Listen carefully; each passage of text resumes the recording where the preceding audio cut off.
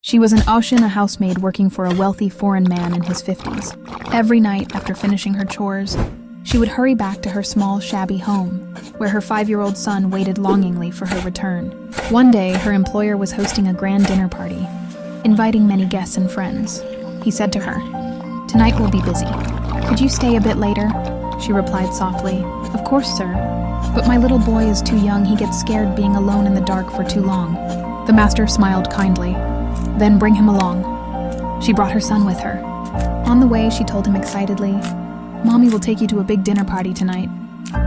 The boy's eyes lit up. He had no idea what kind of work his mother did, and she didn't want his young mind to yet understand the difference between the rich and the poor. On the way, she quietly bought 2 sausages. As the guests arrived, the house filled with laughter and elegance. The mansion was grand and sparkling. Everyone was polite and well-dressed. The maid became so busy, serving that she could hardly keep an eye on her son. His messy clothes and shy face made her anxious, that he might spoil the refined atmosphere. Finally, she came up with an idea. She led him to the master's restroom, quiet, unused, clean, and fragrant, and said cheerfully, "This room is just for you. Now the party begins!" She placed the 2 sausages on a porcelain plate, smiled, and told him to stay there until she came to fetch him. The boy looked around his special room. It was so clean and beautiful, unlike anything he had ever seen. He sat happily on the floor, nibbling his sausages on the marble counter, humming little songs to himself, proud and delighted to be at the party. The dinner began. The master suddenly thought of the maid's son and asked her, "Where is your boy?" She stammered, I don't know. Maybe he ran off somewhere." But the master sensed something. He quietly went looking. Then, from the restroom, he heard a child singing. He opened the door and froze. "Why are you hiding here, little one?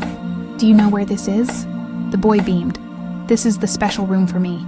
My mom said so, but I wish someone could eat with me." The master felt his heart tighten, eyes stinging with tears. He understood everything. He knelt and said gently, "Wait for me here, okay?" He returned to the dining hall and said to his guests, "Please enjoy yourselves.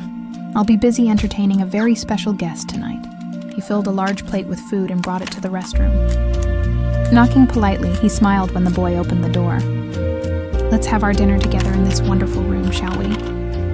The boy's face lit up with joy. The 2 of them sat on the floor, eating happily and chatting away. They even sang children's songs together. One by one, guests learned of what was happening.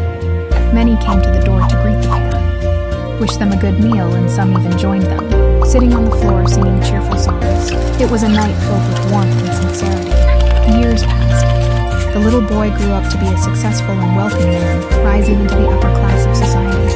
But he never forgot to help the hardworking poor, because deep in his heart, he always remembered the compassion and dignity that one kind master had shown a poor 5-year-old boy that night.